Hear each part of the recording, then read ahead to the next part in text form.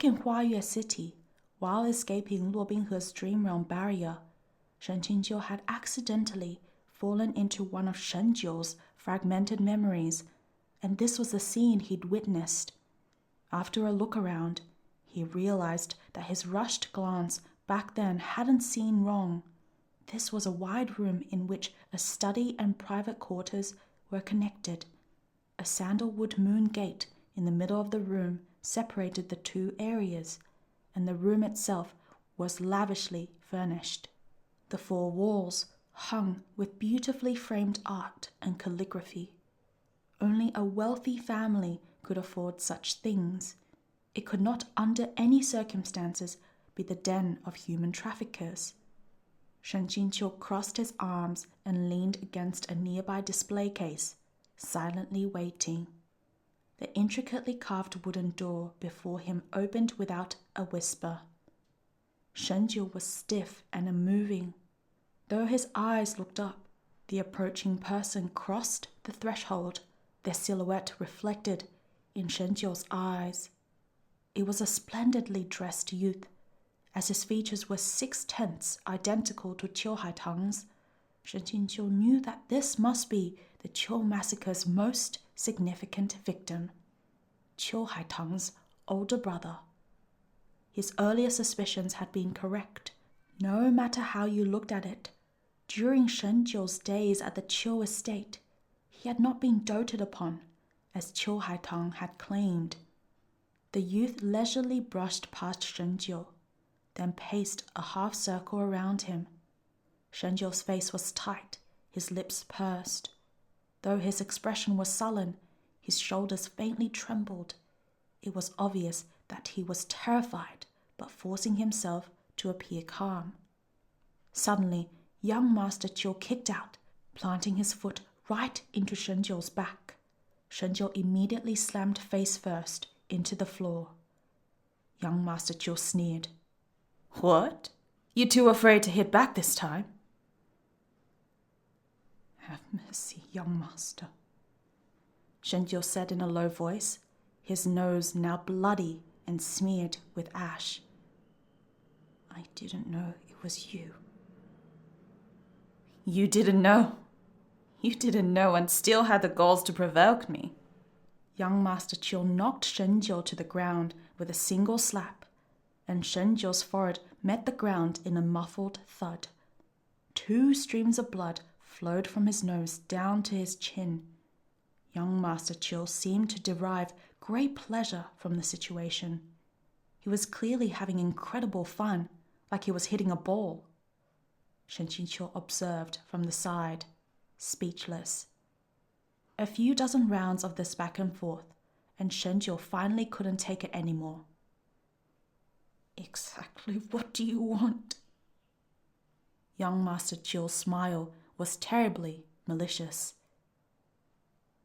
"You're a member of the house now, so naturally I can do whatever I want." Suddenly, a young girl's lovely voice came from outside the door. "Gaga! Gaga, are you inside?" Upon hearing his little sister's calls, young Master Jiu's expression transformed, and he undid the ropes around Shen Jiu while quietly threatening him. "Wipe your face clean. Say one wrong word and you're dead." Both hateful and afraid, Shen Jiu's eyes flashed with savage light. Though enraged, he didn't dare speak and viciously scrubbed at his face twice, wiping at the blood and dust. But who could have known that the more he wiped, the dirtier it would become? When young Master Jiu saw this, he grabbed a vase from the windowsill and splashed the water within onto Shen Jiu's face.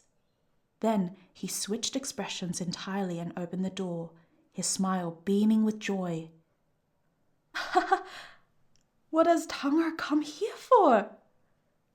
Shen Jiu finally understood how the original flavor's personality, where he flattered you to your face, then stabbed you in the back, had developed.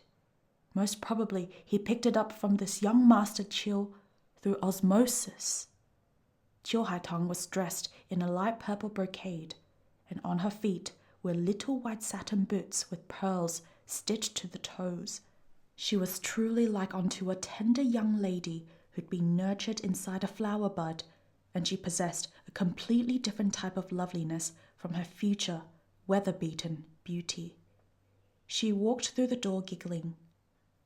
I heard that Gege purchased someone, so I came to see what they were like. When she saw the youth standing in the corner, she noticed that, despite his listlessly lowered head and how he shrank into himself, his face was very pretty. Her eyes brightened and she walked over to him, all full of smiles. So, you're Xiao Jiu? Shen Jiu's face had already been wiped clean, but he remained surly and dour, refusing to answer. Standing behind his sister, young Master Chiu's eyes flashed with a threatening light. He smiled.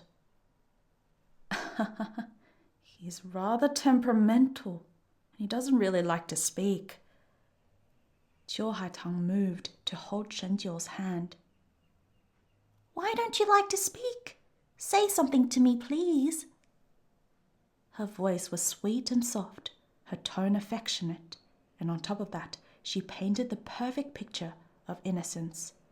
Lashing out at her would have been unbearable to anyone. Wow, Ning Yingying was really quite similar to Chiu Haitang in her youth, thought Shen Qingqiu.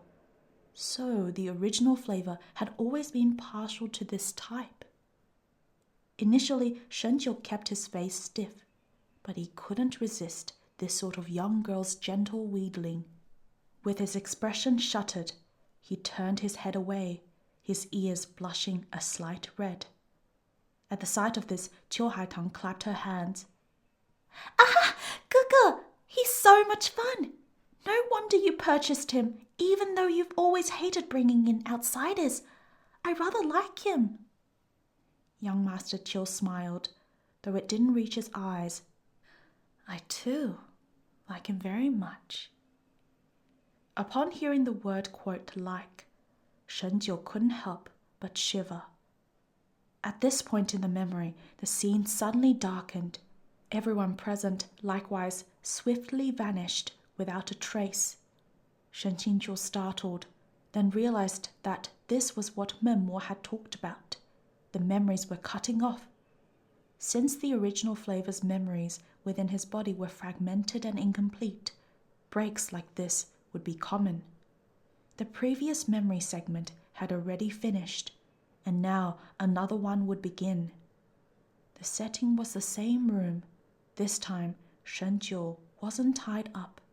He lay prostrate on the floor, his nose bruised and face swollen, his fingers viciously clawing at the rug to the point that his fingertips were stained with blood. Suddenly, 2 light knocks sounded on the door. A youth's hushed voice called from outside. Xiao Jiu! Xiao Jiu!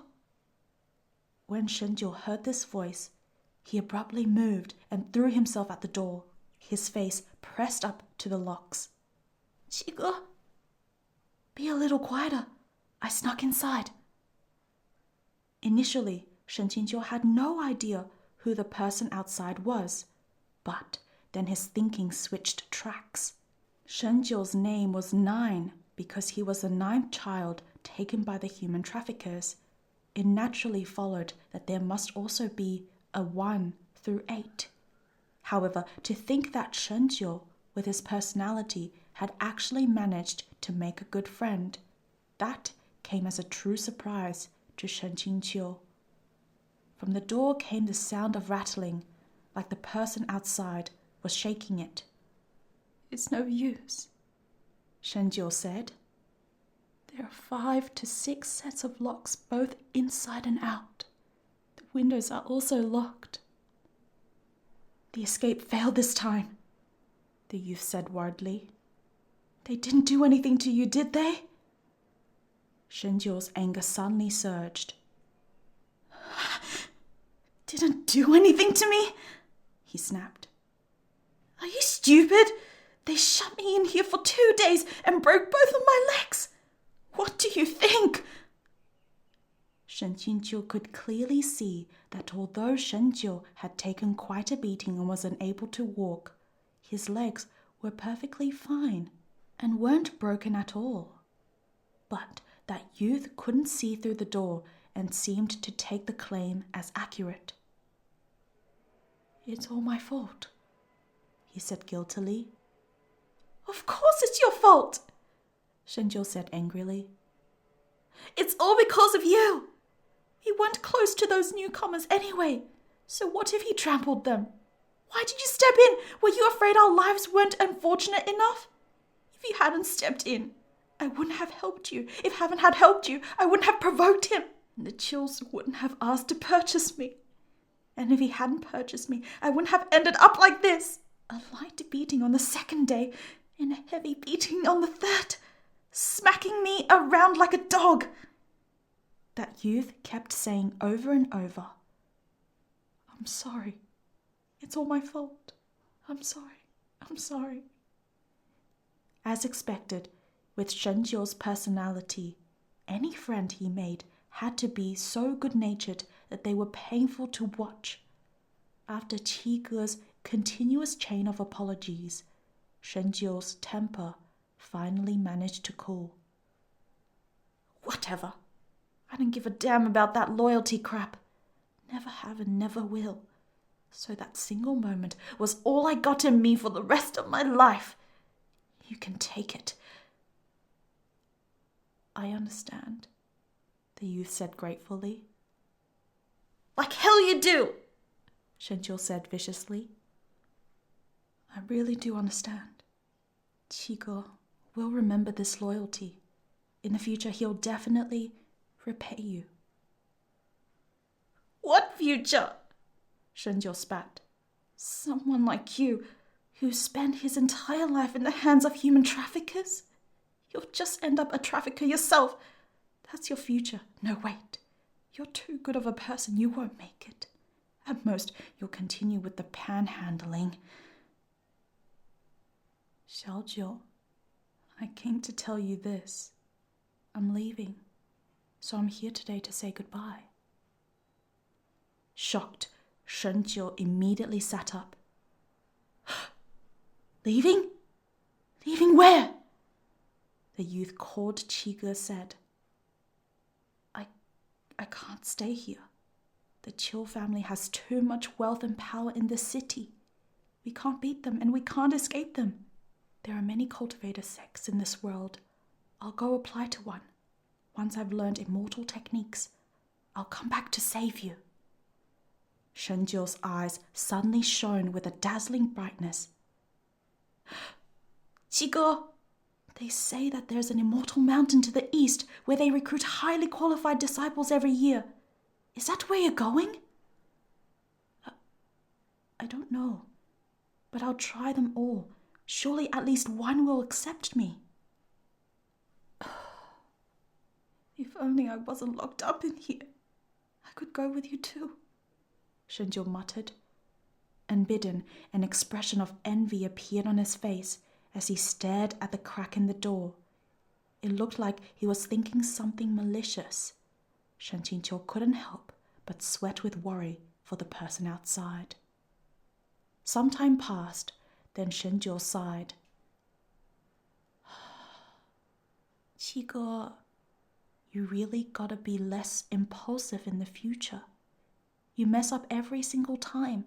This time I was the unlucky one, but if you're still like this in the future after joining those immortal sects, what are you going to do? You've got to keep calm." He was lecturing someone older than him, and at such a tender age too. It was somehow comical, yet the other youth didn't seem the slightest bit unhappy. Instead, he said earnestly, "I'll remember." Now that he had hope, Shen Jiu's voice became fervent. "You absolutely have to remember the things you said. You must come back to save me." Qi seemed to be nodding his head hard. All right," he said emphatically. "Wait for me. Once I finish my training, I'll definitely come back. Then we'll leave together." Separated by the door, The two youths fell into a silence. Did you leave? Asked Shen Jiu.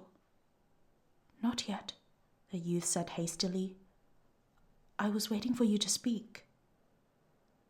七哥, come close and let me see you through the crack, said Shen Jiu. Since we don't know how many years it'll be before we meet again. The youth laughed.